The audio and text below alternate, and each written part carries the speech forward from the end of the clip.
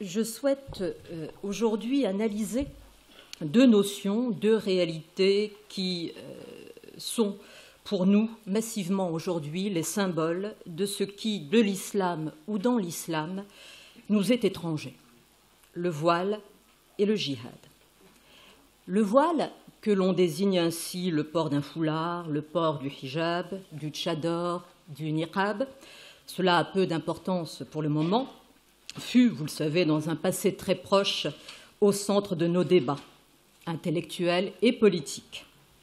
L'affaire d'abord des collégiennes de Creil en 89, puis surtout en 2004, dans les travaux très médiatisés de la commission Stasi, qui ont conduit à la promulgation le 15 mars 2004 de la loi, disons-le clairement, sur l'interdiction du voile à l'école. Depuis, nous connaissons chaque année ce que l'on peut appeler une affaire du voile.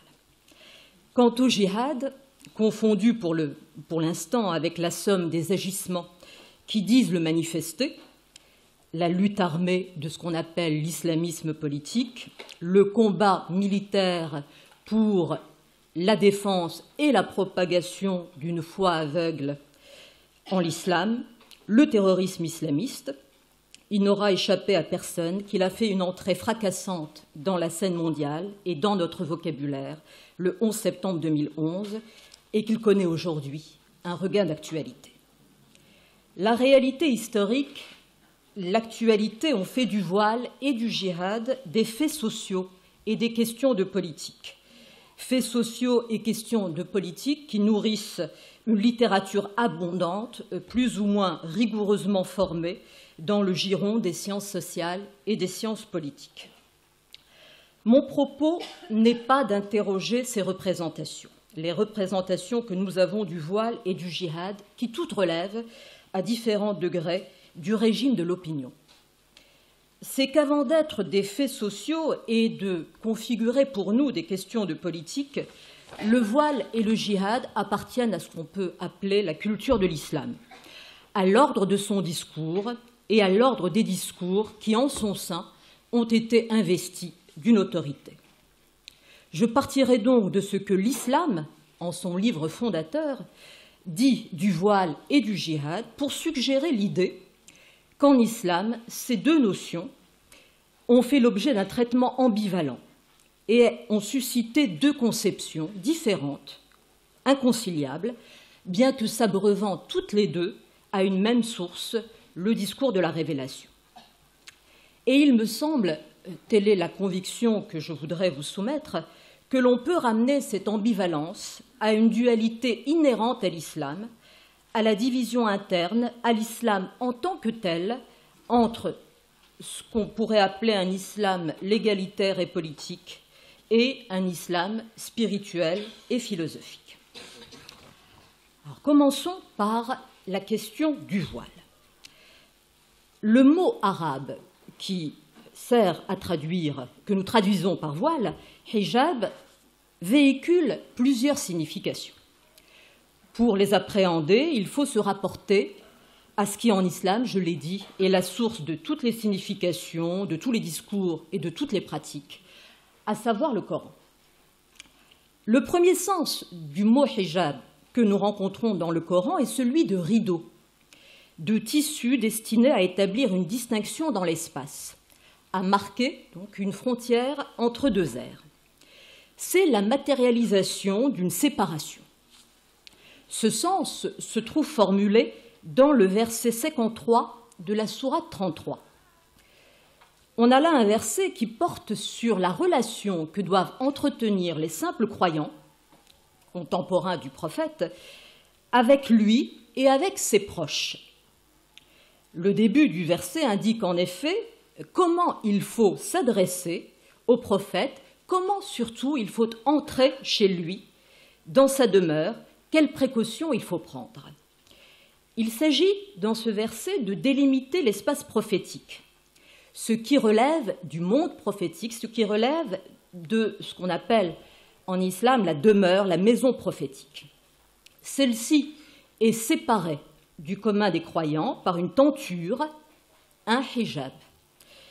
C'est en effet, dit le Coran, de derrière un voile que les croyants doivent s'adresser aux épouses du prophète.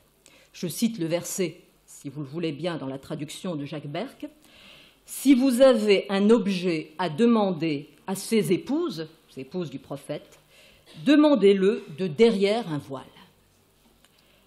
Bon, l'interprétation de ce passage invite à considérer le voile comme une frontière entre un espace privé et un espace public. Mais attention à la manière dont on entend ici public et privé. L'espace privé, c'est le lieu de l'intime formé par le cercle restreint de la famille, mais aussi des amis très proches, parmi lesquels, par exemple, Salman le Perse, chrétien de Perse, adopté par le prophète de l'islam. Tandis que l'espace public désigne ce lieu dévolu aux étrangers, à ceux avec lesquels le prophète et ses proches n'entretiennent aucun lien d'intimité. Ce partage est bien loin de ce qui s'est construit autour de l'espace privé et public en Occident. Si le hijab distingue la sphère privée du domaine public, c'est au sens où il est l'opérateur d'une économie de l'espace qui distingue un dedans et un dehors, des intimes et des étrangers, surtout, c'est le point sur lequel je vais m'attarder un moment, des personnes investies d'une certaine sacralité, une élite qui bénéficie du rayonnement du prophète, du fait de sa proximité, et des individus profanes qui, eux, n'étant que de simples croyants, constituent le commun, si je puis dire, des membres de la communauté islamique. Le hijab sert ici, vous le voyez, à établir une sorte de code de civilité. Dans ce verset que j'ai cité, il ne désigne pas le voile dont le port serait prescrit aux femmes, fussent-elles les femmes du prophète ou sa fille. Il s'agit plutôt par le voile de créer un espace de vénération et de sacraliser des figures féminines, les figures féminines de la famille prophétique. Les deux épouses du prophète, Khadija et Aïcha, et sa fille Fatima.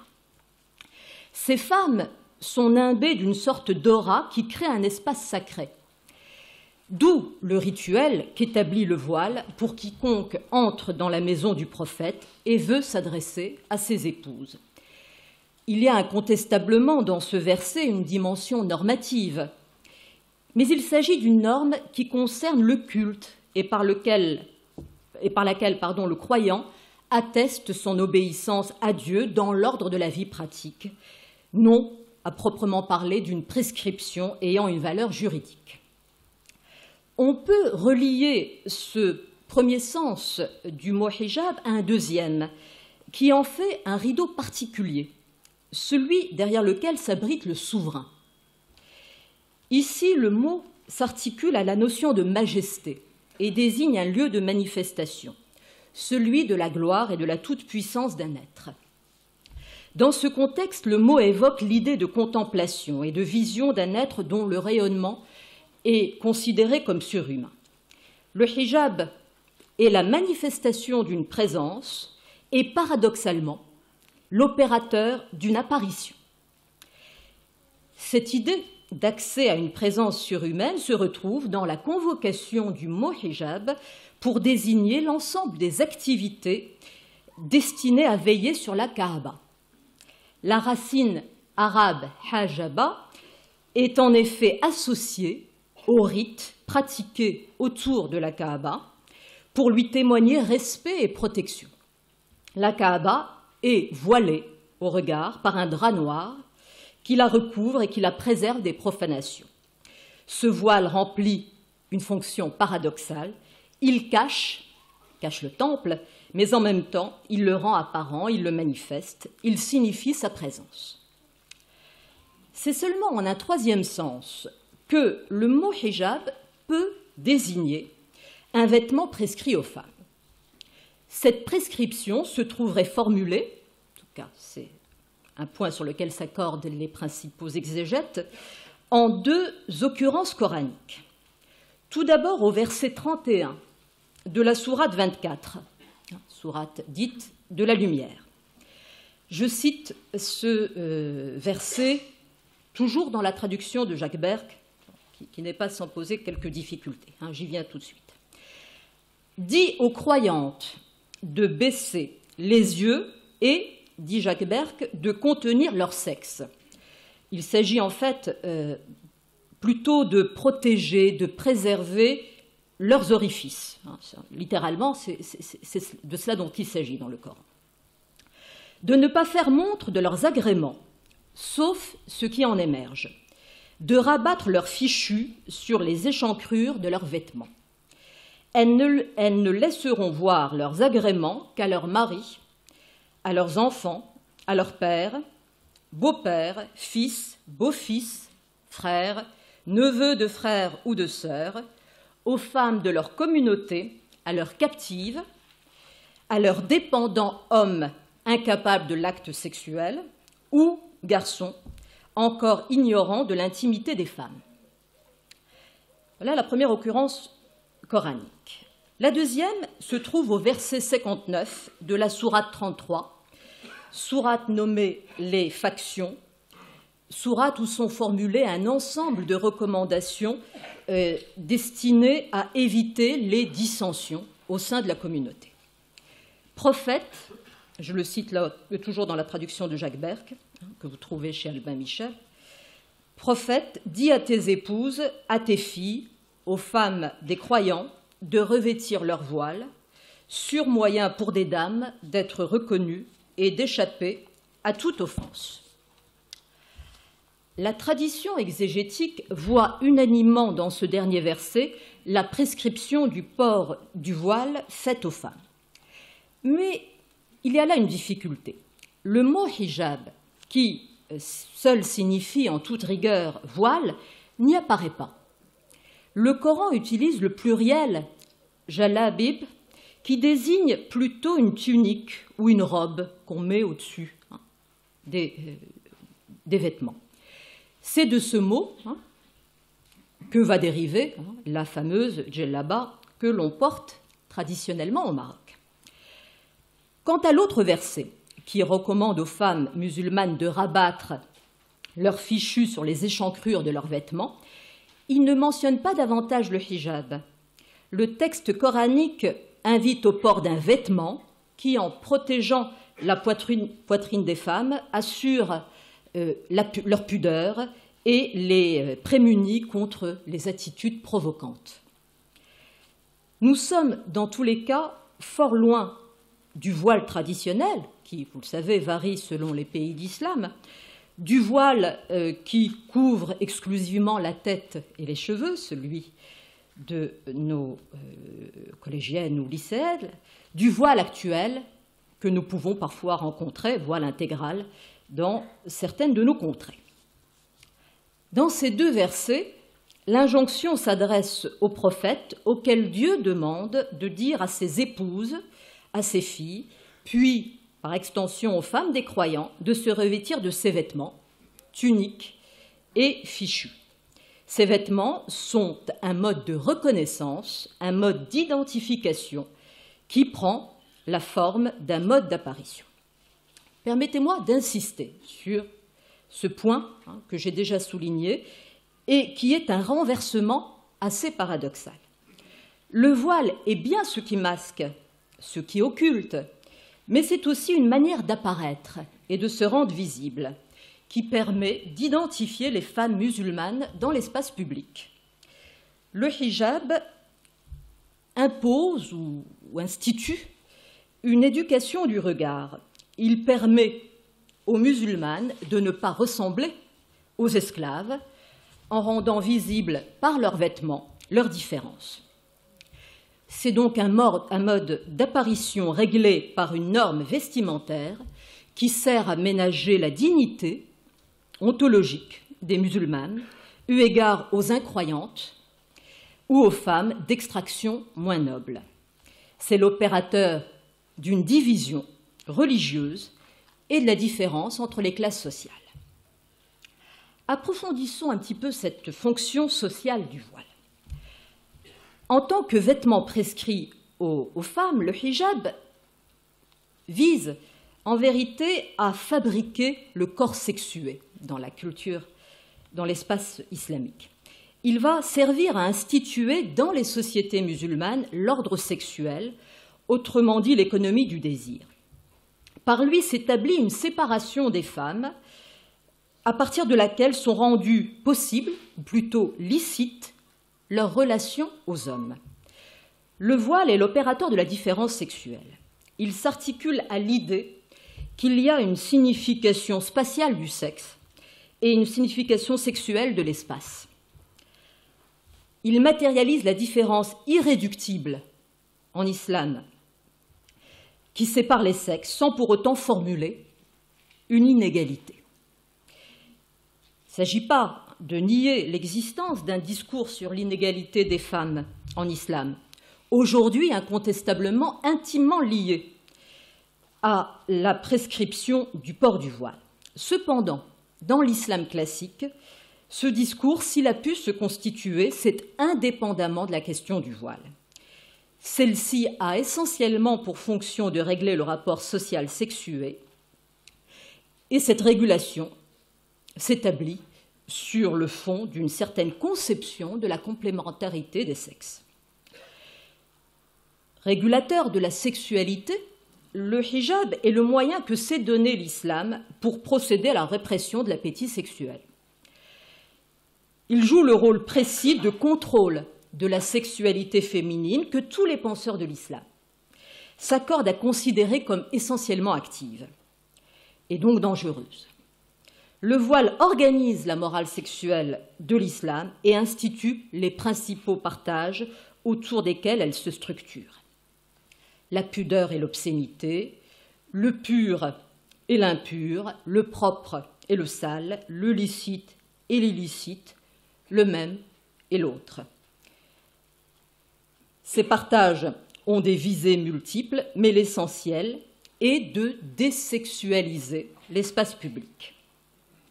En effet, le voile, vous le savez, n'est pas porté avec les proches, c'est-à-dire quand la femme est en compagnie des hommes avec lesquels la sexualité est soit licite, soit prohibée. C'est là une manière de combattre, par le voile, les figures de l'altérité, de l'obscénité, de l'impureté, tout ce qui résiste au processus de socialisation. Le voile, nous le voyons, articule la foi au corps. C'est le pivot d'un ordre symbolique grâce auquel la lettre habite le corps de la croyante. Cela repose sur une certaine conception tout à fait singulière du corps que je vais essayer maintenant de résumer dans ces grandes lignes. Le corps nous apparaît d'abord comme ce lieu où doit prendre pied le pouvoir de la lettre.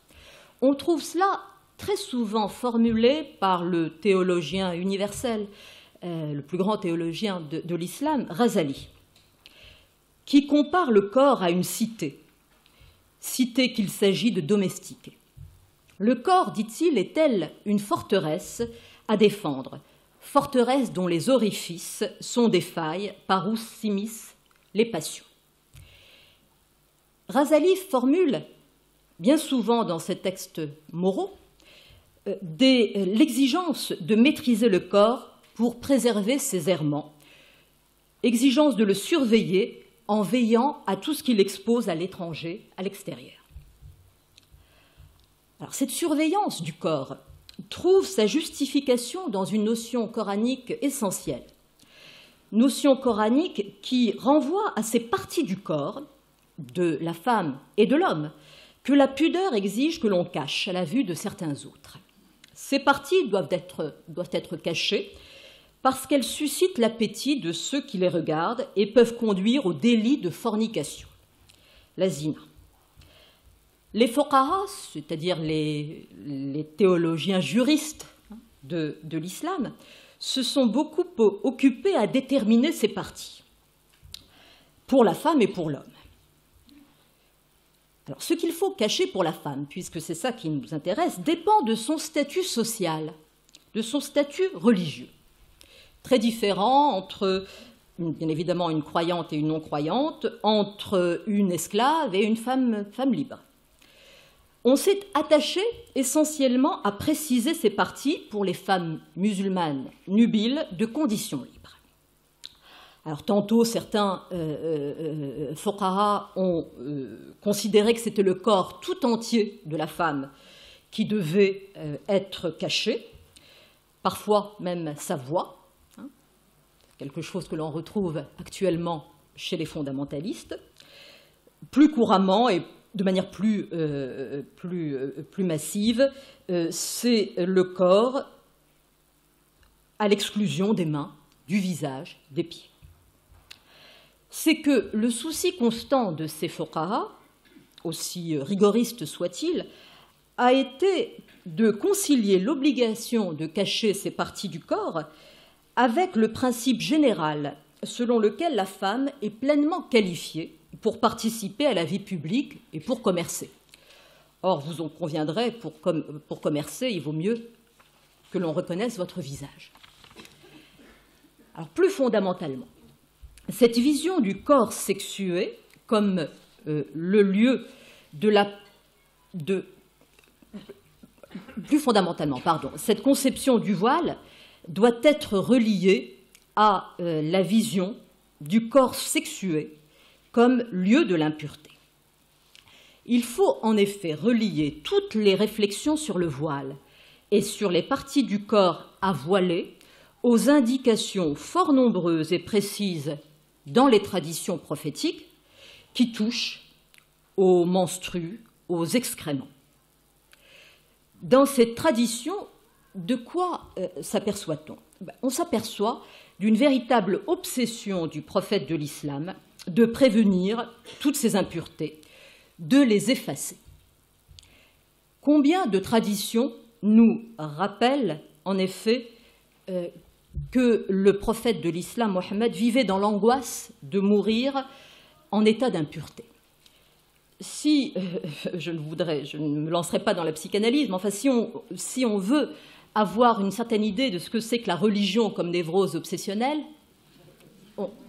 on est en plein dedans. Le Coran témoigne, lorsque Mohammed reçoit des révélations sur les menstrues, sur les autres émanations du corps, de l'angoisse humaine devant l'impureté foncière du corps sexué.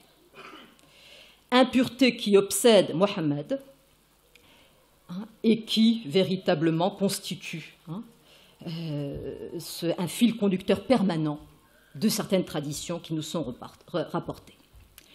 Le voile, dans ce contexte, est plus qu'un précepte moral ou un mode d'être positif, une manière d'apparaître.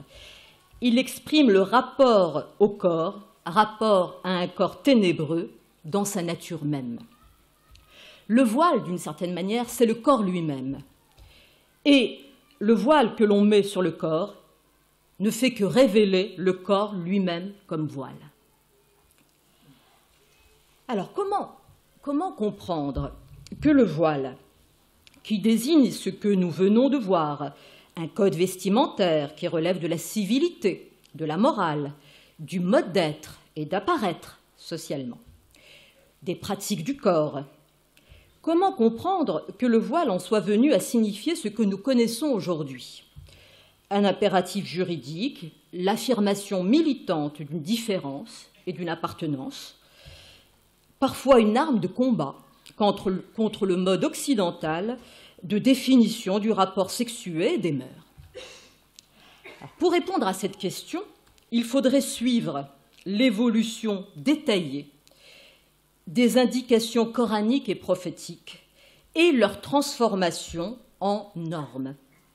Je me contenterai, ce serait bien trop long, d'ébaucher quelques jalons de cette évolution. Premier jalon essentiel, la valorisation, la mise en avant par rapport à d'autres aspects du Coran, de la charia, ce qu'on appelle la charia. Je vous rappelle le sens de ce terme, du terme shar'. Ça désigne les commandements divins concernant l'action des croyants, par opposition à ce qui, dans la révélation, s'adresse à leur intériorité.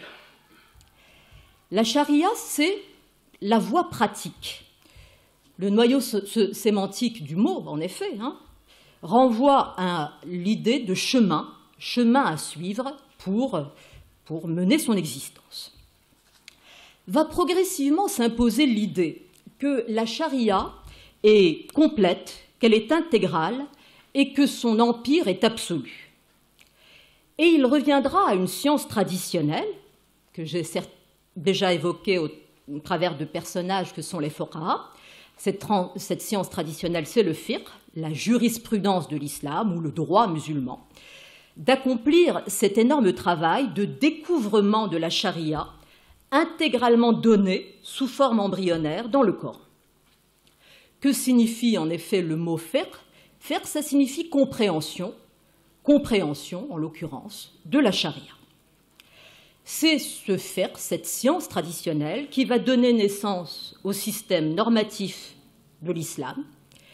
Et à partir du XIVe siècle, on peut dire que par rapport aux autres discours d'autorité qui se sont construits en terre d'islam, le fiqh va, pour en tout cas le commun, pour la religion du commun, triompher parmi les sciences traditionnelles. Ce qui va triompher à travers ce fiqh, c'est l'idée que les prescriptions morales sont des normes juridiques. Alors, cela va donner naissance, va susciter une inflation du rituel apparent. Cela va nourrir le souci constant que nous constatons encore aujourd'hui, souci constant de ce qu'on appelle l'orthopraxie. Les fuqaha en viennent progressivement à influencer l'exercice traditionnel du commentaire coranique. Et ils vont faire du port du hijab une obligation centrale. Le coup de force de certains juristes va être d'inclure le port du voile dans les actes cultuels, ce qu'on appelle les ibadats, au même titre, par exemple, que la prière. Aujourd'hui, que signifie en effet le voile? C'est, pourrait-on dire, un certificat d'islamité authentique. Un uniforme qu'il faut inscrire dans un phénomène de grande envergure qui accorde une place prépondérante au code vestimentaire. Ce phénomène, il convient de l'inscrire dans le mouvement plus général d'affirmation de la normativité. Et comme le montrera, Dominique Bondu rappelait tout à l'heure l'importance de Louis Massignon, comme le montrera Louis Massignon dans un texte tout à fait complet intitulé « La question du voile » qu'il publie en 1910 dans le cadre de recension des articles de la presse musulmane, le voile va devenir exclusivement l'affaire du juriste, l'affaire du droit musulman. Le port du voile devient la preuve visible de l'appartenance et de la soumission à la charia.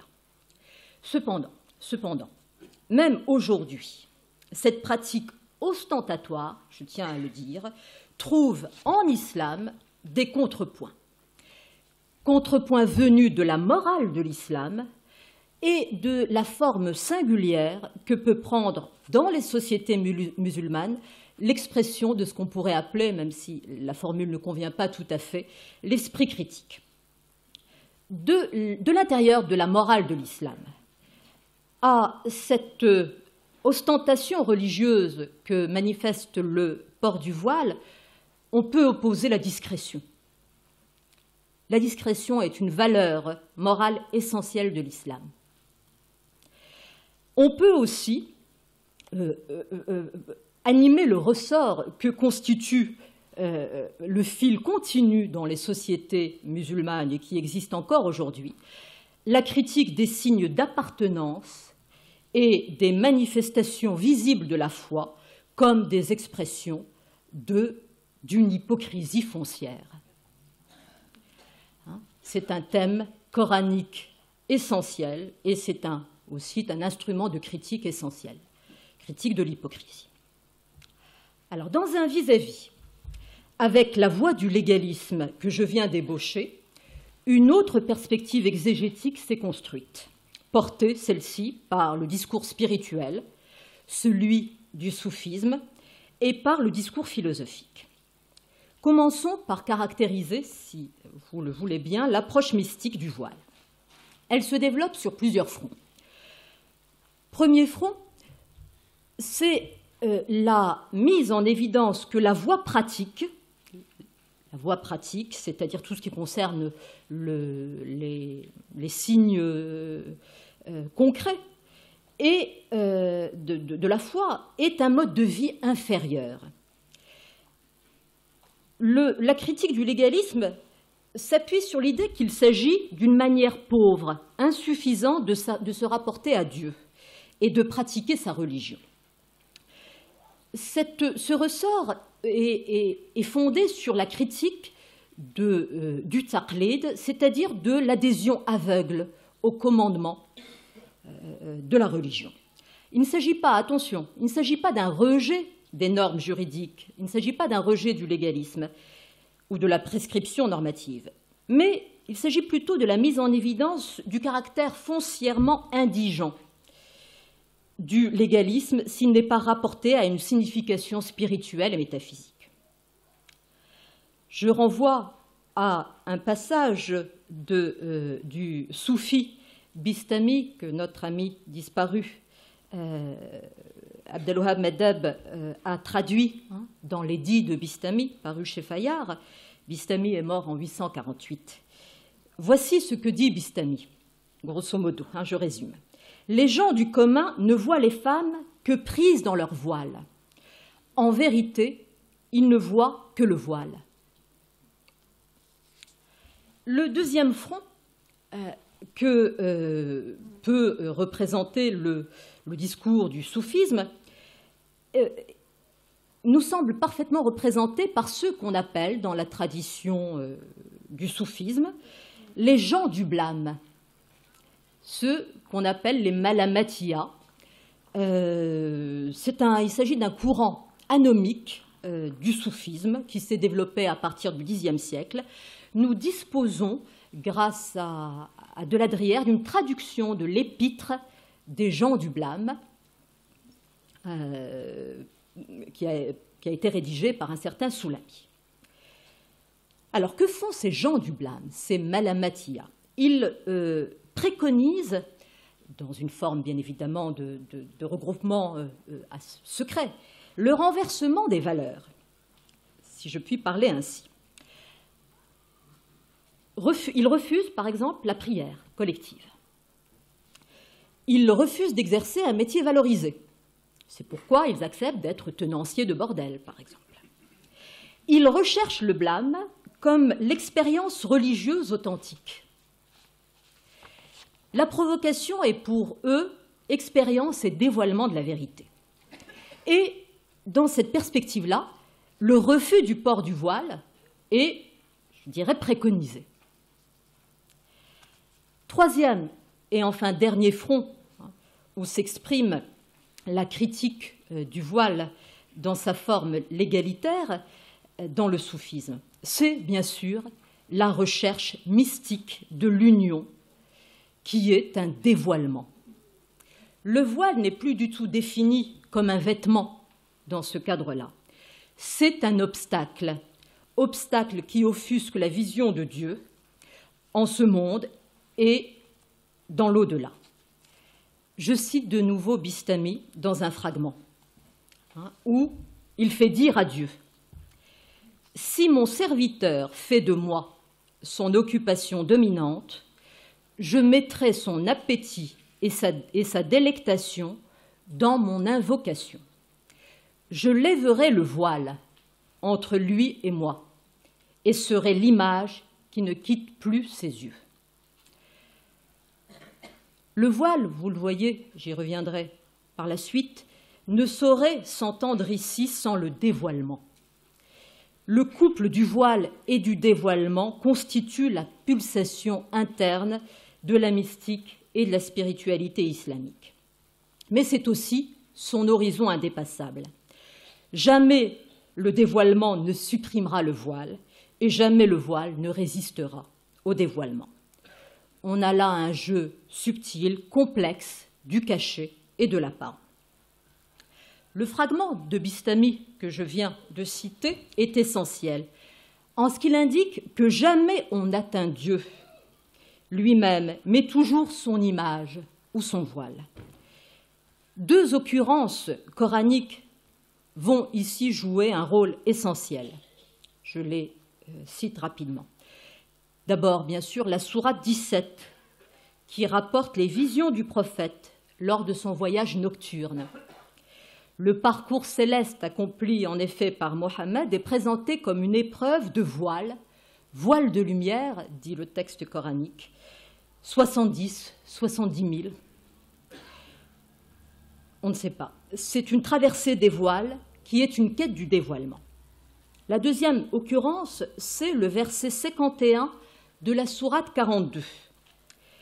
Aucun humain, aucun mortel, Bachar, n'a capacité que Dieu lui parle, si ce n'est, je cite ce verset, aucun humain, aucun mortel n'a capacité que Dieu lui parle, si ce n'est par révélation ou de derrière un voile ou par l'envoi d'un prophète. Donc nous retrouvons cette expression de derrière un voile. La voie exégétique qui va être portée par le discours philosophique s'est concentrée sur ce dernier verset. Le voile y apparaît en effet dans un contexte métaphysique pour signifier le type de relation entre deux plans, le plan divin et le plan humain. Le voile permet en quelque sorte de formuler une question. Comment Dieu parle-t-il aux hommes? Trois cas de figure sont envisagés. Il parle aux hommes par l'inspiration ou la révélation, il parle aux hommes de derrière un voile et il parle aux hommes par l'envoi d'un messager.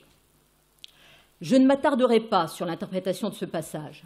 Ce que je voudrais simplement souligner, c'est que le voile désigne le rapport extrêmement complexe qu'il y a entre la transcendance et l'immanence de Dieu. Le voile va devenir, dans cet horizon-là, la pièce maîtresse d'édifice métaphysique où il s'agit de penser ce rapport de transcendance et d'immanence. Chez quelqu'un comme Ibn Arabi, il devient au centre d'une pensée où il s'agit de figurer la manifestation de Dieu. Le voile, il devient une apparition, c'est l'apparent, mais c'est aussi ce qui reconduit la réserve de l'essence divine à jamais cachée. Pour Ibn Arabi, l'ensemble du processus de manifestation, c'est la disposition de voiles successifs qui sont autant de lieux d'apparition que de lieux de retrait. Le premier voile, c'est le Coran. Le deuxième, c'est la prophétie. Le voile est à la fois dévoilement et occultation de Dieu. Le hijab, nous en avons une idée, ne saurait se comprendre sans le kashf avec lequel il forme un couple indépassable. Kashf el-mahjoub, dévoilement du voilé, voilà ce qui constitue le programme que se sont donnés tous les spirituels, tous les philosophes de l'islam. Il nomme ainsi un effort à jamais reconduit pour lever ce qui obscurcit la lumière divine. Et cet obscurcissement de la lumière divine est représenté par tous ces voiles que sont les ignorances, les idolâtries, les fétichismes de la norme, les obéissances serviles, enfin tout ce que défendent ceux que ces philosophes et spirituels appellent les gens du voile, les gens voilés. Alors cette même ambivalence, j'y viens un peu plus rapidement, que nous venons de rencontrer dans la question du voile, nous la retrouvons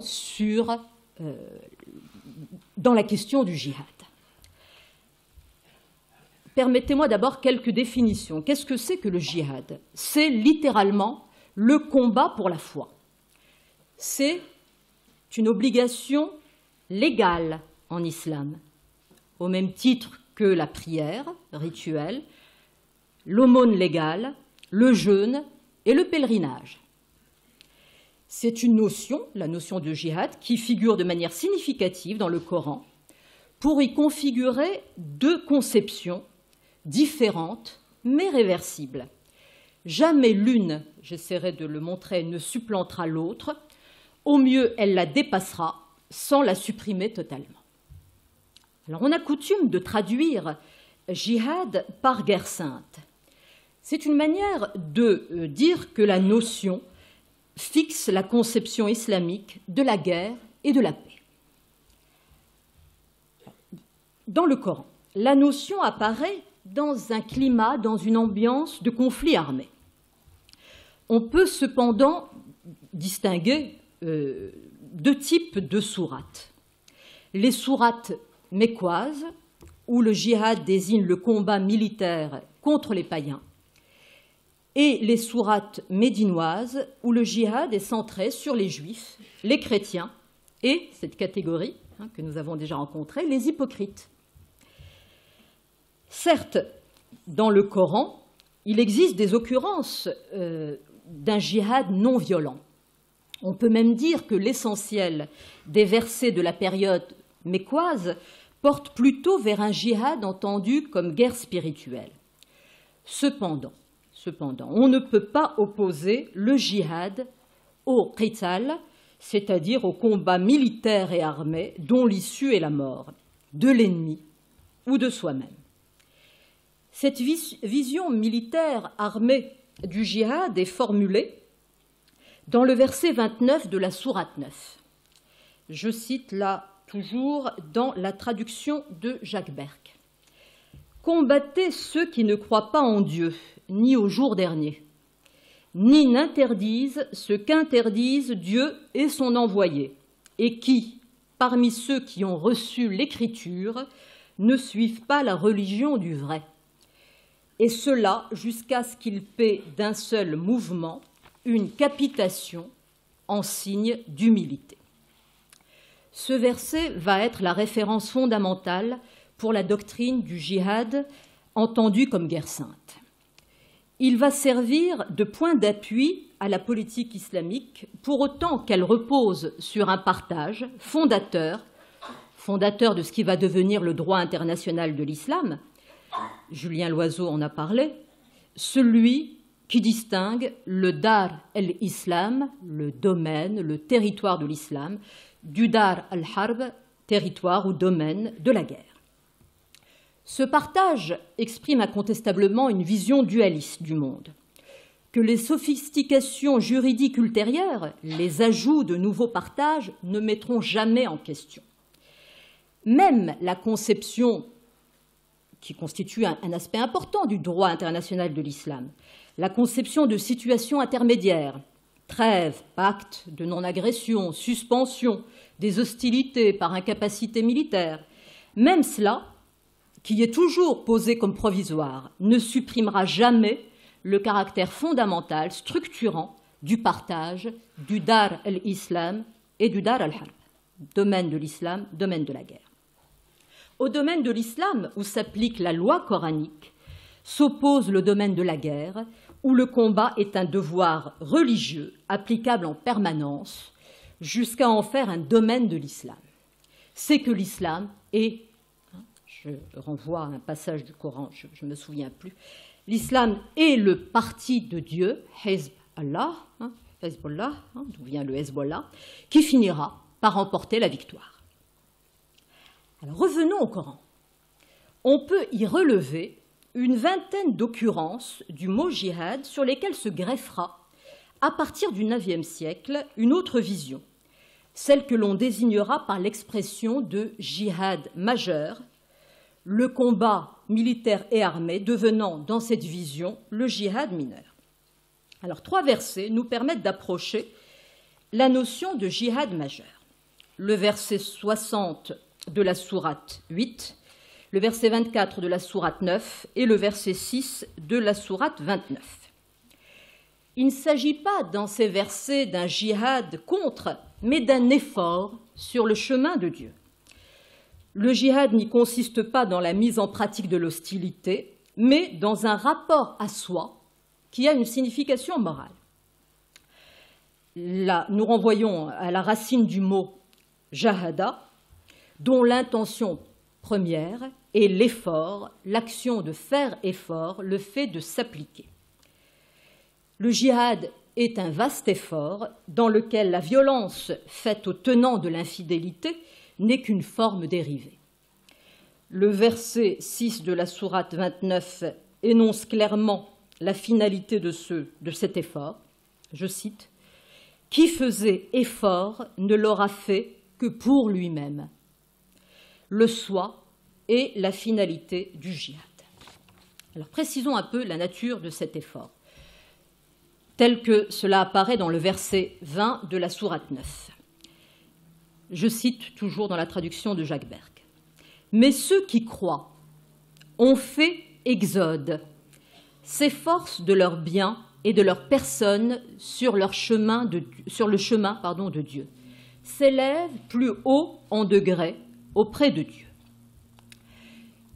L'effort que constitue ici le djihad est en étroite relation avec un autre effort, celui de l'ijtihad. Vous y reconnaissez la même racine.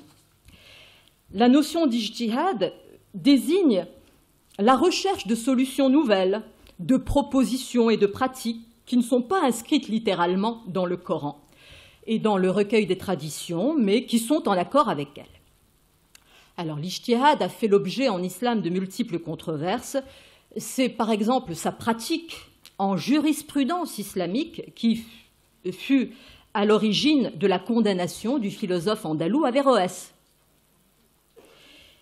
L'ijtihad est tantôt considéré comme une bid'a, c'est-à-dire une innovation blâmable, tantôt comme une liberté licite pour surmonter l'adhésion aveugle, ce que j'appelais tout à l'heure le taqlid. Le sort fait à l'ijtihad décidera de la définition du djihad. Soit un combat matériel et militaire aveugle, soit un effort sur soi, soit un combat spirituel, soit un combat matériel. Ce débat au sujet de l'ijtihad traverse aussi bien l'islam sunnite que l'islam chiite. Ou bien celui qui pratique l'interprétation des écritures traditionnelles est avant tout un tenant du droit, de la jurisprudence. Dans ce cas, il n'est pas étonnant de voir l'effort sur le chemin de Dieu confondu avec une intensification de la charia et le djihad valorisé comme combat matériel et politique. Ou bien l'homme de l'ijtihad est un tenant de l'interprétation spirituelle et il veut modifier l'adhésion aveugle à la lettre au profit d'une fidélité qu'il juge supérieure, alors le djihad devient arrachement au monde d'ici-bas, une ascèse, un mode de vie où l'exode, l'expatriement, le combat contre soi et l'arrachement configurent une pratique de soi qui est aussi une transformation de soi. Alors, cette alternative est l'expression d'un partage entre deux interprétations du djihad, l'interprétation qu'on peut qualifier de légaliste, de juridique d'un côté, et de l'autre, une interprétation spiritualiste, intérioriste. Alors, quelques éléments sur l'interprétation légaliste, juridique de l'islam, celle que nous retenons aujourd'hui, en tout cas celle qui semble s'imposer à nous. Elle correspond à la mise en forme par les tenants de la jurisprudence du commandement coranique du djihad. Celui-ci va devenir un précepte majeur du droit musulman. Le droit, en effet, définit 4 sortes de djihad, ou plutôt 4 types d'adversaires contre lesquels le djihad doit s'exercer. Premier type de djihad, le djihad contre les infidèles. Alors c'est un djihad qui va être, dont la pratique, dont la mise en pratique va être très sérieusement nuancée en islam. Il s'articule à l'idée d'expéditions annuelles menée contre les infidèles. Alors à partir du Xe siècle, va s'imposer l'idée que le devoir de jihad n'est obligatoire que si le domaine de l'islam est menacé par des forces étrangères. Même un théologien juriste rigoriste comme Ibn Taymiyyah, au XIIIe siècle, fondateur du wahhabisme, soutiendra l'idée que les musulmans ne sauraient imposer l'islam par la force aux non-musulmans, dès lors que ceux-ci n'empiètent pas dans le Dar el-Islam, dans le territoire de l'islam. Je souligne que dans le chiisme, le djihad est interdit jusqu'à l'avènement du Mahdi à la fin des temps. On assiste à une évolution juridique, une évolution de ce djihad contre les infidèles qui devient essentiellement un djihad défensif.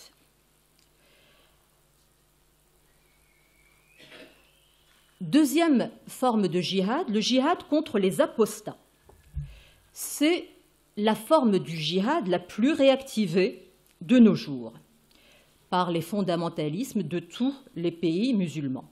Je souligne que c'est l'un des ressorts majeurs de ce que nous avons appelé les révoltes arabes, puisqu'il y s'agit de lutter contre les pouvoirs accusés de ne pas être fidèles à l'islam dans son authenticité. Enfin, deux autres formes de djihad sur lesquelles je ne m'attarderai pas, contre les rebelles, ceux qui compromettent la paix civile, et contre les brigands. Le droit musulman a développé, en étroit parallèle avec l'idée de djihad, une réflexion assez subtile sur la paix. En effet, face au djihad, ils ont conçu la notion de solh, notion qui renvoie à l'idée de conciliation, de suspension des conflits. Par le solh, il s'agit d'établir avec les non-musulmans des relations sans heurts, sans que cela signifie le renoncement définitif au djihad. Cette conciliation consiste en contrats qui prennent la forme de traités. Je souligne cependant que le solh ne remplace jamais l'état de guerre habituel, mais il le suspend pour une durée déterminée, 10 ans renouvelables. Les périodes de solh sont surtout posées comme nécessaires pour des raisons économiques, puisqu'il s'agit de faciliter, de rendre possible les relations commerciales avec les non-musulmans. Alors une autre voie, fondée sur le deuxième terme de l'alternative que j'ai essayé d'établir concernant l'ijtihad, va se former. Elle fait du djihad un exercice moral intérieur dans un vis-à-vis inconciliable avec la vision juridico-politique. Alors, je renvoie, je ne m'attarderai pas sur ce point, sur les analyses qu'a proposées Christian Jambet de textes ismaéliens, et notamment à l'article qu'il a proposé pour un volume dirigé par Pierre Chonu, paru en 1995, « Les enjeux de la paix », article qui s'intitule « Les ressources du chiisme iranien et la paix ». Ces textes ismaéliens soutiennent explicitement l'existence de deux sortes de djihad.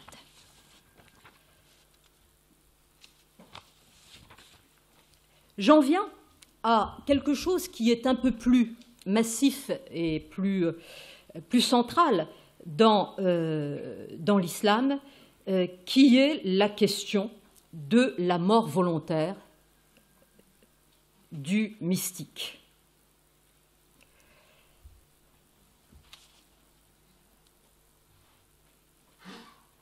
C'est que les Ismaéliens ont en quelque sorte évacué la mort réelle au profit d'une mort à soi, d'un exercice moral d'extinction de tout ce qui marque l'adhésion extérieure au commandement religieux.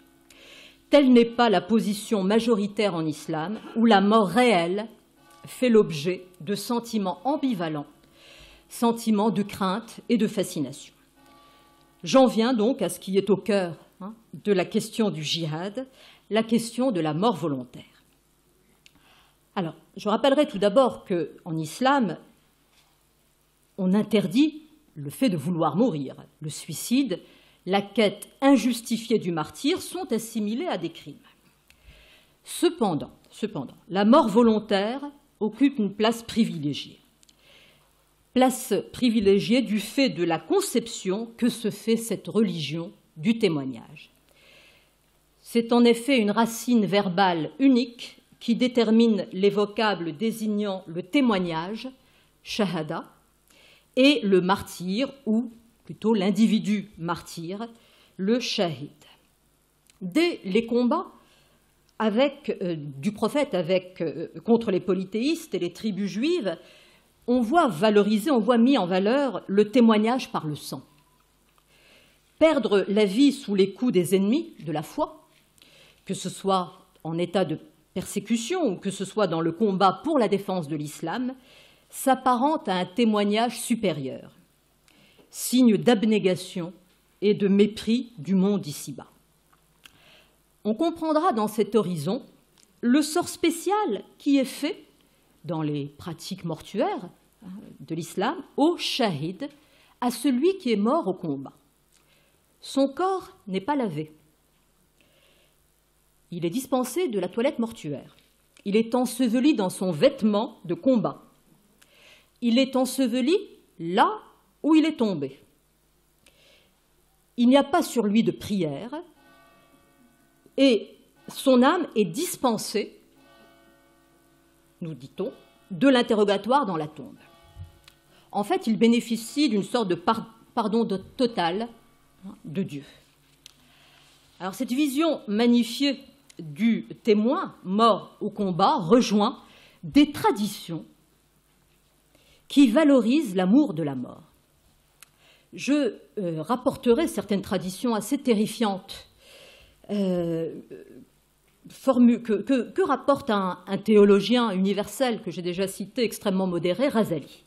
Vous les trouverez cités dans un article toujours de Christian Jambet, paru dans le recueil dirigé par Maurice Godelier, La mort et ses au-delà, et qui est intitulé La mort en islam. Je rapporte deux traditions. À la question qui est posée à un fidèle, qu'aimerais-tu de ce que tu aimes? Voici la réponse de ce fidèle. La mort. J'aime la mort, car seul l'aime le fidèle. La mort libère le fidèle de la prison. Nous avons là une équivalence du saint et du martyr. Le saint est en effet un martyr et le combattant, le moujahid, mort martyr, est l'archétype du saint. Une autre tradition, toujours que nous rapporte Razali, c'est dans son ouvrage principal, Ihya Ulumuddin, la revivification des sciences de la religion. Il se trouve un homme dans le paradis qui se lamente. « Pourquoi te lamentes-tu » lui demande-t-on. Voici sa réponse. « Je pleure parce que je n'ai été tué pour Dieu qu'une seule fois, et je désirais retourner et être tué pour lui plusieurs fois. » Ces traditions nous révèlent la puissance modélisatrice du djihad. C'est le modèle d'un thème mystique majeur, l'extinction de soi, ce qu'on appelle en arabe le fana. Qu'est-ce en effet que le fana? C'est une des étapes majeures de l'expérience mystique. Extinction du spirituel, de sorte que la disparition de soi à soi conduise au témoignage paradoxal de l'unicité divine. Cet enseignement, et je terminerai sur lui, est celui qu'a appliqué intégralement dans son expérience mystique, celui que Louis Massignon a appelé le martyr mystique de l'islam, mort en 922, Hallaj.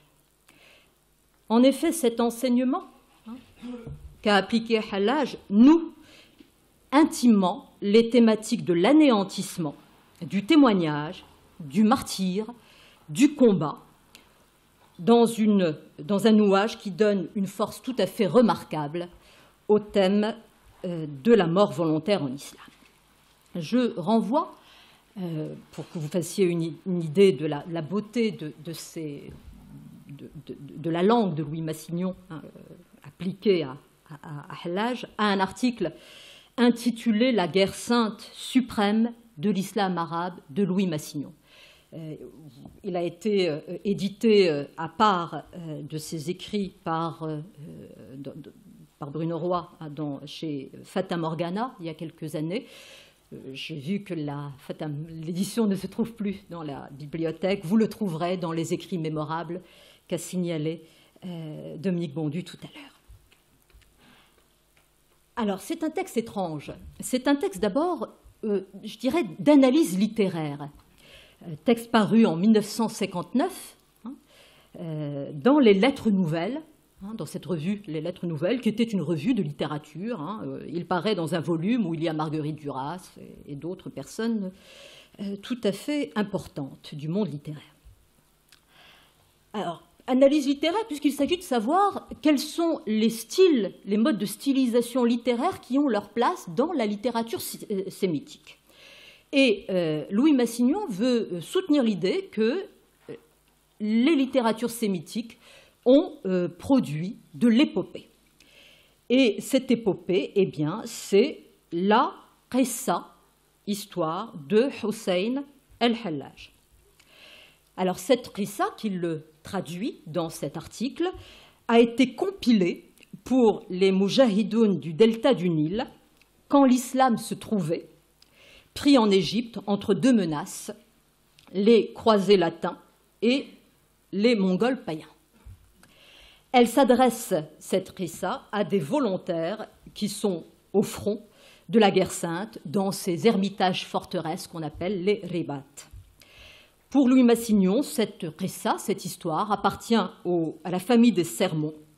Il s'agit de magnifier les ascètes errants pour exhorter à l'héroïsme les volontaires au djihad allant lutter à Damiette à partir de 1219 contre les croisés. Bon, on a l'histoire de Hallaj qui est décrite en détail et qui est présentée comme un djihad akbar, guerre sainte suprême.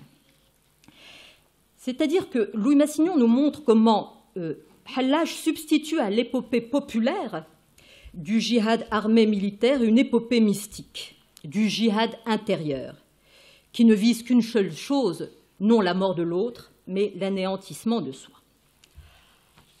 Il y a métamorphose du djihad en un combat, non pas contre les infidèles, mais en un combat avec Dieu. Le martyr devient celui que Dieu, par d'une robe d'honneur, teinte dans son sang. Hallaj conjoint l'amour de Dieu et l'amour de la mort.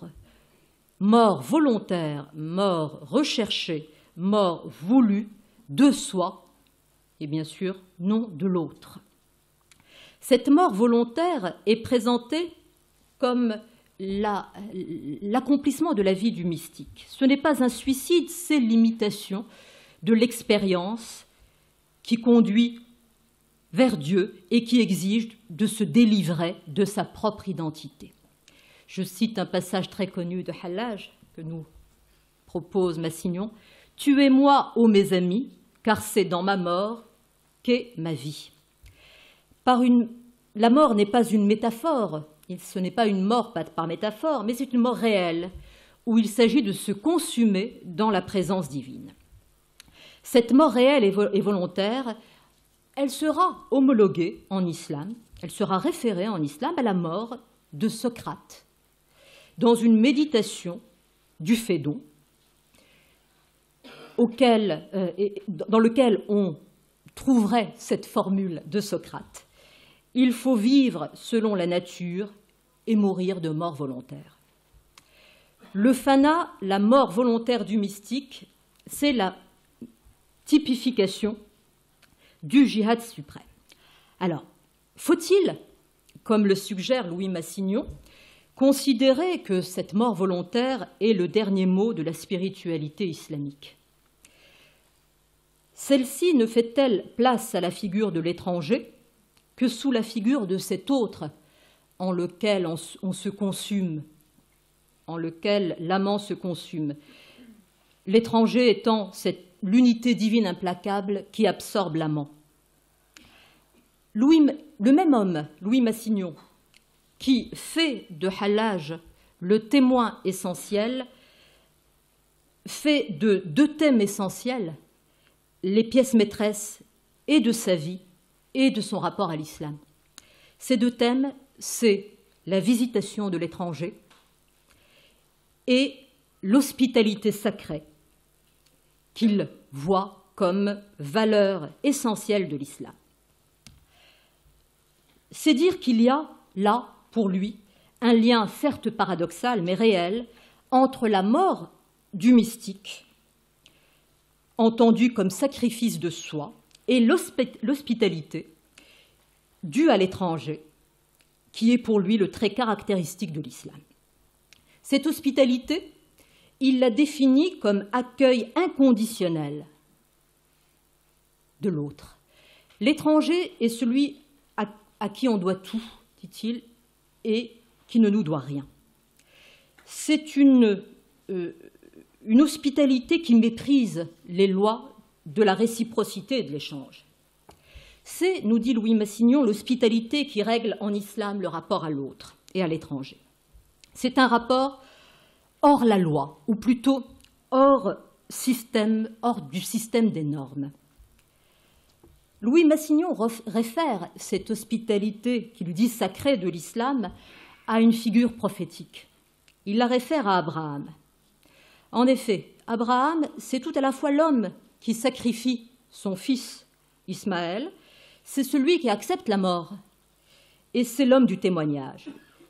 C'est aussi Abraham, celui qui, en un épisode biblique fameux, accueille les étrangers inconnus. En ce passage dit de la philoxénie d'Abraham, et que Louis Massignon interprète dans un horizon biblique. L'étranger, c'est pour lui la face de Dieu. À la force, à la radicalité du témoignage qui caractérise l'islam et qui autorise son hospitalité inconditionnelle, devait répondre pour Louis Massignon l'amour des étrangers. L'articulation intimement vécue de la visitation de l'étranger, le Dieu de la Bible, et de l'hospitalité sacrée portée par l'islam, cette religion imprévue, devait décider de sa courbe de vie. Courbe de vie comme savant, courbe de vie comme acteur engagé d'une politique spirituelle. Jusqu'à sa mort en 1962, Louis Massignon n'a cessé, sans que jamais ne faiblisse son dévouement, de donner des cours d'alphabétisation aux travailleurs immigrés dans le bidonville des Grésillons, c'est à Gennevilliers. Au centre de sa politique spirituelle, l'attention continue portée pour cette sorte d'étranger qui, pour lui, forme le pivot du destin de l'humanité. Nous les appelons aujourd'hui les réfugiés, les migrants. De manière ô combien significative, Louis Massignon les appelait les personnes déplacées. Je vous remercie.